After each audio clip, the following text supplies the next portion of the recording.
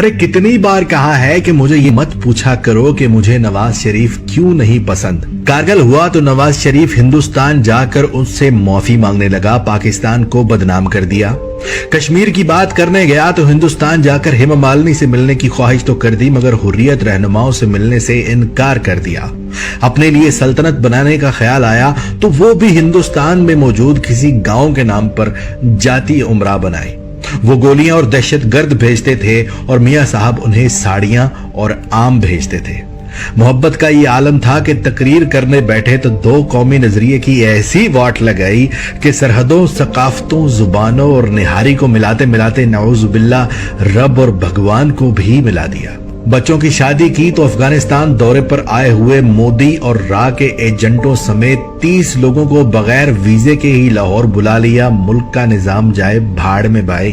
कोई हिंदुस्तान में आकर दहशतगर्दी कर गया और मियां साहब ने उन्हें खुश करने के चक्कर में इल्जाम पाकिस्तान पर लगा दिया कि हम वहां दहशतगर्द भेजते हैं। अपने दौर में तैनात किए गए कश्मीर कमेटी के मेंबरान से दरख्वास्त की कि खुदारा कुछ भी हो जाए, कश्मीर या कुलभूषण पर बात नहीं करनी। नौकरी आपकी पक्की है, खाते जाओ, ऐश करते जाओ। इत्तेफाक फाउंड्री से लेकर जद्दा की स्टील मिल तक हजारों लोगों को नौकरियां दी, मगर वो सब के सब हिंदुस्तानी थे। जैसे किसी पाकिस्तानी को तो काम करना आता ही नहीं।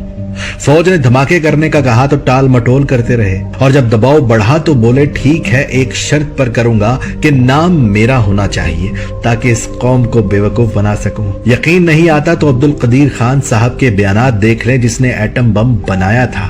चीन ने सीपैक का मंसूबा पाकिस्तान को पेश किया तो हजरत ने उस पर भी अपना ठप्पा लगाकर कहा कि इस प्रोजेक्ट में जितने मोटरवे बनेंगे उनमें सरिया मेरी फैक्ट्री का लगेगा।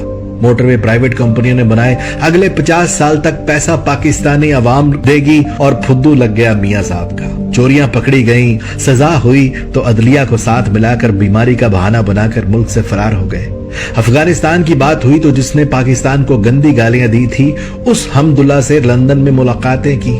मुल्क जाए भाड़ में। अमेरिका को एब्सोल्युटली नॉट कहा तो मसूफ कहने लगे हमें अमेरिका से यूं बात नहीं करनी चाहिए थी। और आज जब न्यूजीलैंड की टीम पाकिस्तान पर झूठा इल्जाम लगाकर भाग गई है तो ये सब मिलकर न्यूजीलैंड के साथ हो गए हैं और पाकिस्तान को बदनाम कर रहे हैं। अपनी उम्र के 30 सालों में ये सब कुछ देखकर भी अगर मैं इन सियासतदानों से खैर की तवक्को करूं तो मुझ जैसा बेवकूफ कोई नहीं।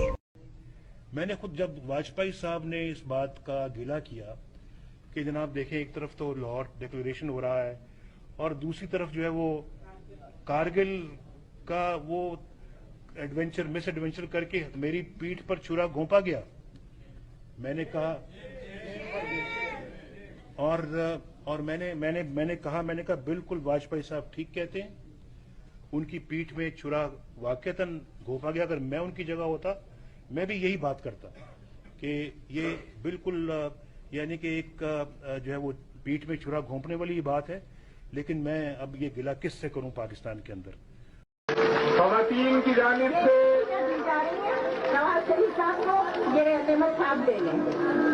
की जानिब से पाकिस्तानी कौम के बेगैरत वजीर आजम, बेशरम वजीर आजम नवाज शरीफ के लिए चूड़ियों और दुपट्टे का तोहफा है जो इंशाअल्लाह ताला उसके हवाले और उसे भेजा जाएगा।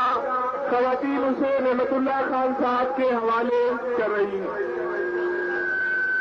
नवाज शरीफ सकूत ढाका के बाद सकूत कारगिल पाकिस्तान की कौम की तारीख का वो स्याह बाब है।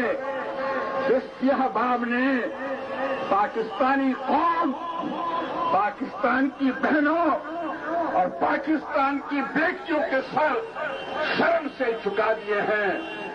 तुमको आज हमारी बहनों और बेटियों ने चूड़ियों का तोहफा दिया है, दुपट्टा दिया है। नवाज शरीफ, तुम इसी काबिल हो, तुम चूड़ियां पहनो और चूड़ियां पहनकर तुम अपने घर में जाकर बैठो। हमारा ये मुतालबा है कि पाकिस्तानी कौम मुजाहिदीन के साथ है, पाकिस्तानी कौम अफवाज पाकिस्तान के साथ है।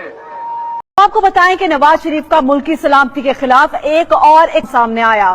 آن لائن میڈیا کا دعویٰ سامنے آ گیا. رپورٹ کے مطابق نواز لیگ نے پاکستانیوں کا حساس ترین ڈیٹا غیر ملکی فرم کے ساتھ شیئر کیا. نواز حکومت میں ڈیٹا انتخابات میں نون لیگ کو حمایت دلوانے کے لیے غیر ملکی فرم کے حوالے کیا گیا. ریاستی اداروں کے خلاف مہم کو ایک بڑے مغربی ملک کی خفیہ ایجنسی کی مکمل سپورٹ حاصل تھی.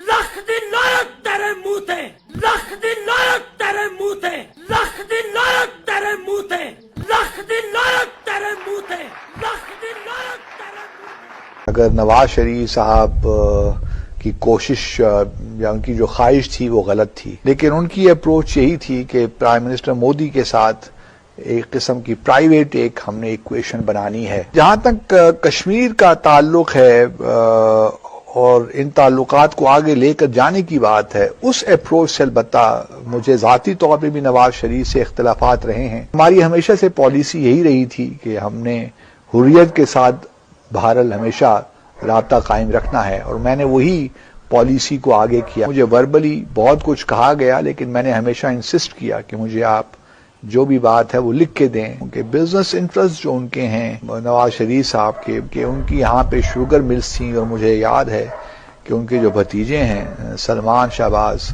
ان کا مجھے تقریباً ہر مہینے ایک فون ضرور آ جایا کرتا تھا ویزوں کے لیے کہ ان صاحب کو ویزا دیں، اس صاحب کو ویزا دیں. اور میں سلمان شہباز سے یہی کہتا تھا کہ بھئی آپ ہمیں جو طریقہ کار ہے اس کو آپ فالو کریں. لیکن بعض اوقات ایسا بھی ہوا ہے کہ بہت ایمرجنسی میں ایک دو ویزا کہنے پہ بھی ایشو کیے. سجن جندال جو ہیں ان کے بہت دوست تھے.